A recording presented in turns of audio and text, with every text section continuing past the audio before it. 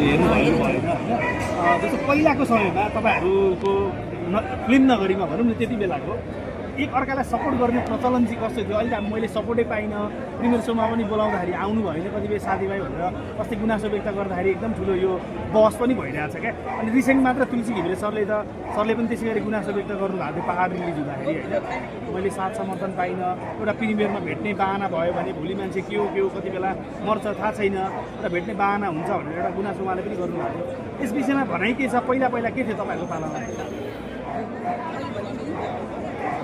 मलाई त्यति बेला मलाई पनि राकेश ढकाल उहाँले मलाई फोन गर्नुभएको थियो, म्यासेज पनि गर्नुभएको थियो, रिक्स आउनुपर्छ है मेरो चाहिँ मालती मङ्गलले त्यस्तो हुँदैछ भने मैले सरी टु से अलिक म अब भोलि रहेछ रिलिज, अहिले म रिलिज हुँ होइन आउनु पाइनँ, तर पनि अल द बेस्ट भनेर मैले पोस्ट पनि गरिरहेको थिएँ। अब जहाँसम्म लाग्छ कलाकारहरूको गुनासो उनीहरू आफ्नो तर्फबाट राइट हो जस्तो लाग्छ। यो हाम्रो सानो इन्डस्ट्री, सानो देश, सानो हरेक क्षेत्रमा सबै चिज हामी सानो हो नि त।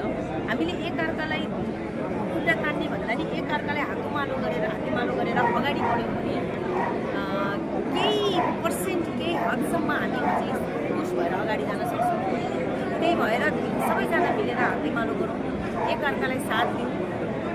मलाई सबैको गुनासो सबैले भनेको चिजहरू मलाई साथ दिएर सबै त्यसमा एकदमै एग्री हुन्छ। अन्त सबैले सबैलाई साथ दिउँ, सबैसँग हातोमालेको अगाडि बढौँ, त्यही भन्न चाहन्छु।